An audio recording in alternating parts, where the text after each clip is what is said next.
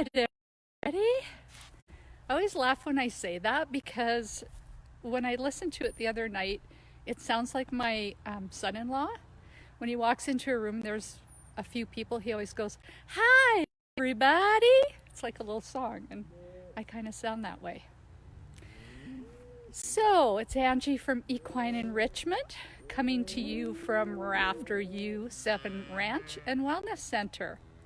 So I've introduced you to all of the horses now. 2 dogs. We still have 2 dogs to go, but they haven't been around. So I'll wait till they're around to introduce the 2 dogs. But I'm starting on the humans that make up Rafter U7 Ranch and Wellness Center. And I'm here with Brett Monea. I lovingly call him the boss. The boss. He does keep us in line, I can tell you. The first time I met Brett was almost 5 years ago when my horses and I moved here to start our practice in a new location. Hadn't met Brett before, dropped my horses off, left for holidays for 2 weeks, and came back. Hi, Karen.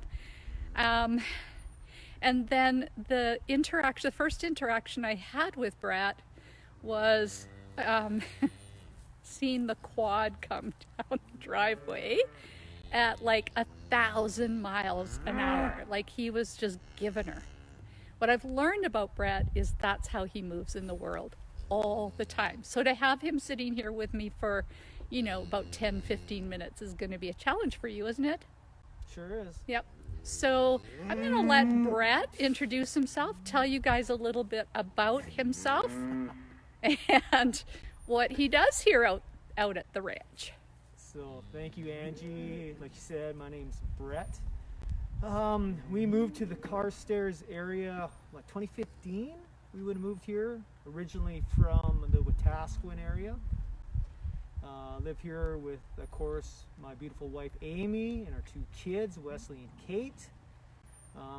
So what you see, or what you probably hear in the background, is a bunch of mama cows bawling, a bunch of calves bawling. That means crying, right? Yeah, they're just calling each other. They're all feeling good. The weather's changed for the better finally. So what we do here at the ranch in regards to agriculture is we're a cow-calf operation, a commercial operation. Raising beef is the final, is where the end product is. But our job's to, like I say, we have cows, we breed them, they have babies, and we grow them up to a certain age, then they're sold and they continue down their life cycle. I grew up doing it and I love it. I love cows, something I'm very passionate about, and it goes, I think it's in direct correlation with one of my other jobs is I'm a professional bullfighter. I'm on the Canadian Professional Rodeo Circuit. I'm on the Professional Bull Rider Canada Circuit, in the States as well. And I've been doing that for 19 years, and it's been quite a ride. And for me to sit around, like this time of year, I'm usually calving anyway. I take this time off. But with the crisis going on right now, it's going to be a lot different for me staying at home, that's for darn sure. I'm usually just busy hustling, get home from rodeo, busy taking care of kids, cows, Amy, then back at her. So, and when I'm not doing that, I try to fill my time in with carpentry. I'm a journeyman carpenter. We set up the shop in our arena. I got a carpentry shop going on, so I enjoy tinkering away when I have time to do that. So, like I say, it's a big juggling match, a lot of my time, but I'm getting it figured out. Short and sweet of it. The short and sweet. So Brett isn't busy at all. The other thing that Brett does is he volunteers for our equine therapy practices. Voluntold, yes. So when we don't have enough volunteers and we have a group coming, Amy voluntolds Brett that he's volunteering that day. Actually, I'm very grateful I'm voluntold because the things I get to see in that arena, you can't, it's hard to explain to people. So I'm grateful for being voluntold, that's for sure. Usually when we have youth groups, the kids are just drawn to Brett like flies to a light, right? They just love to talk to Brett. This hair is like, I don't know what to do with it. It's never been this long. I have no idea. Maybe Brett can buzz it. I don't know. But the kids are so drawn to Brett, and so are the horses. Even though he tells me he's afraid of horses, but he flings himself in front of bulls, right? Bull, like animal or cattle, they're predictable. Horses, not so much. I see it the other way. I see cows being unpredictable, and horses totally predictable. Well, cattle, I can predict they're unpredictable, right?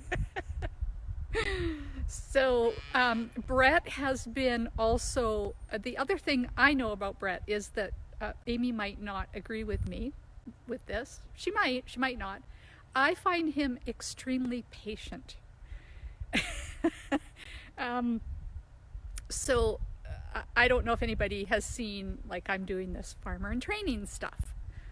And so Brett, not this year because we're social distancing, hence the lovely mask and gloves that Brett has on.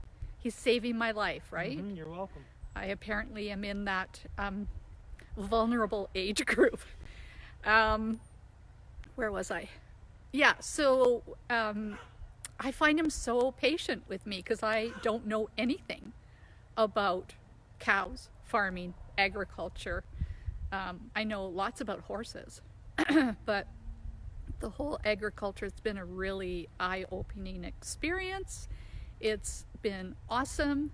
And even though he sometimes raises his voice at me because I don't move as fast as what I'm sure he would like me to move, but learning stuff, he explains things and is very clear, and so I really appreciate that. And he laughs at me a lot too when Keeps me entertained. Like fall and are covered in mud or can't climb the fence fast enough. Oh my God, this cow's looking at me. It made eye contact. Brett, they're looking at me.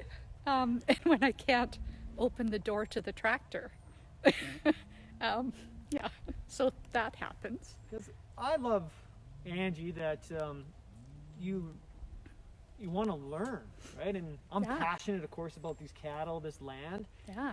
And anybody that wants to learn a little more, and that's one of the reasons I think we started the Farmer in Training series, is for us to be able to show what we do here and the love we have for this land, try to get it across to a lot more people, because like I say, you can't come out here right now, so how do you get that across right now? So it's usually social media or YouTube videos and just showing people what we do here. Yeah, it's something really special out here. You know, I had horses, and so I've been on different properties and things like that, but boy, there's something so extremely special about this particular piece of land. And we've been talking about maybe finding a knowledge keeper or something like that, right? Somebody that could find out for us, like, what happened on this land. But if any of you all city slickers out there want to find out more about agriculture, farming, what we do out here, stay tuned. We've got a big vision rolling out. Yeah, anything else you want to say, Brett? Not really, like I say. I just, farming has been challenging this calving season, for sure, with the weather it's the way it's been. And I know a lot of these Hey, Tanya. Cargill, like a lot of these packing plants are shutting down. Yeah. So that's going to be very impactful on the whole industry. And honestly, I don't know what's going on in the stores right now in regards to beef, because I haven't really left the place here. I send, usually because we raise our own beef, our freezer's full of beef. So I don't know what's going on in the supermarkets nowadays, but just understand that cattle are still having calves. There's still going to be beef out there, so nobody freak out. Let the people, the higher uppers, are going to take care of the politics of all this, and hopefully that'll take care of itself, and you'll have a steady supply of meat in the freezer for everybody. Nice. Thank you, Brett, for joining me today on my live video. I want you guys to just kind of check in with Brett, feel, you know, he's sitting on the fence, his cows are behind him. And like I say, I don't often see this man sit this long. So, you know, take a nice deep breath. Brett, I want you to do the same thing. Take a nice deep breath and feel your land, your cattle, dogs around, beautiful hawks flying around today. And know that you have everything that you need in this moment. And I know Amy said this the other night, and if you're not okay, it's okay.